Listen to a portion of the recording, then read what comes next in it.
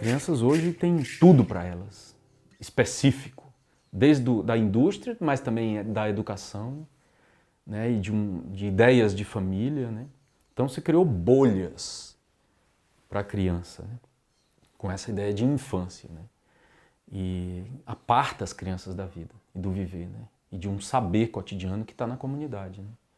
Então a gente chega, por exemplo, num hotel na beira de uma praia, um hotel simples, todo rústico, de palha, de bambu, de madeira, mas o espaço das crianças é todo de plástico, colorido e específico, com figuras do cinema e da indústria de entretenimento, né? Então são bolhas. Isso é um exemplo muito comum, mas tem exemplos muito mais perniciosos dentro da escola acontecendo. Tem escolas que dentro da comunidade se fecham, ignoram.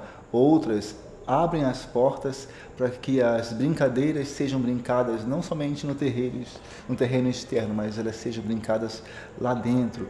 Há muitas mensagens, há muitos códigos de saberes espirituais passados numa simples brincadeira, onde o pai vai lá e diz: filho, eu errei nessa parte também, mas é tudo fácil, você vai acertar na próxima.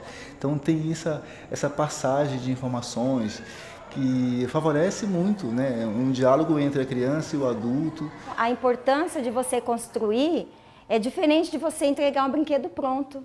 O brinquedo pronto a criança não pensou, a criança não construiu, ela não desenvolveu nenhuma aprendizagem com aquilo. Diferente do brinquedo que ela ajudou a produzir. Então, muitas vezes para você é uma boneca, para o menino é um carrinho. Então aí vai da imaginação da criança, que não tem limite. E quem que ajudou vocês a fazerem os animaizinhos? Me contem. A mãe. A sua mãe e o da Isabelle. Quem que ajudou, Isabelle? A mamãe também? E o Felipe, quem que ajudou a fazer, Felipe? O papai. Tá tão intrínseco na criança que ela pega uma garrafa, ela transforma no brinquedo, ela pega um papel, eles fazem um avião, vira brinquedo, eles amarram qualquer fitinha num papel, vira uma pipa. Então, você também trabalha a criatividade deles. Se o professor ele começa a olhar para o seu espaço, para a sua cultura, entender que aqui tem uma história de ontem, mas uma história de hoje, que foi construída na relação humana do homem com o homem, do homem com a natureza, ele consegue perceber que ele pertence a esse espaço. E a criança que aqui nasce, ou que chega aqui, que está estudando, que está com ele, também tem esse direito de conhecer o que antecedeu, o que é hoje, que são raízes, que essa história me traz conhecimentos.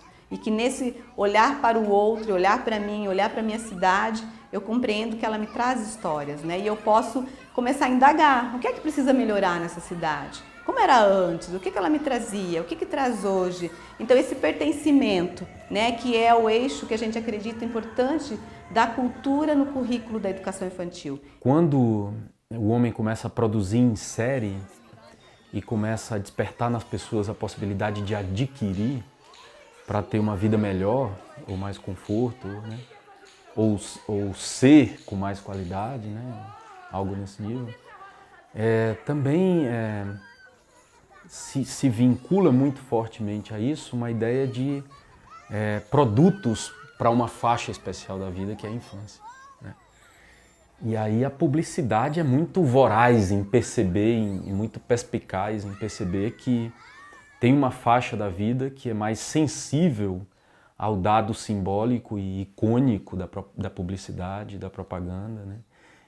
E por ser também mais encantado com o mundo, então investe muito firme em produzir, né, linhas de necessidade para esse período da vida que se chama infância.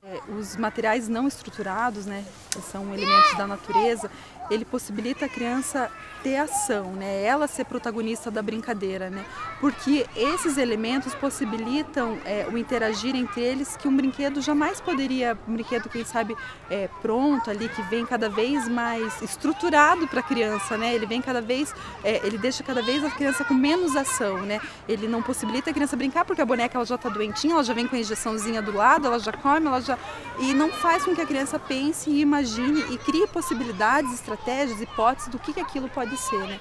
Mais do que uma hipótese, a proposta quase que a profecia do Sennett, quando ele diz que sobreviverá quem fizer as coisas com as mãos. E esse fazer com as mãos é muito da educação infantil, ou tem sido cada vez mais, né? E o brincar é isso, é montar, desmontar, cavar, né? Barro, comidinha. O imaginário é muito monta, desmonta também no nível da abstração. E é fazer, esse fazer com a mão é uma mente-mão, né? Quando você imagina que você está numa floresta, que é a bruxa malvada. Isso tudo é um exercício da invenção do mundo. É daí que veio o Leonardo da Vinci, a maçã quando caiu.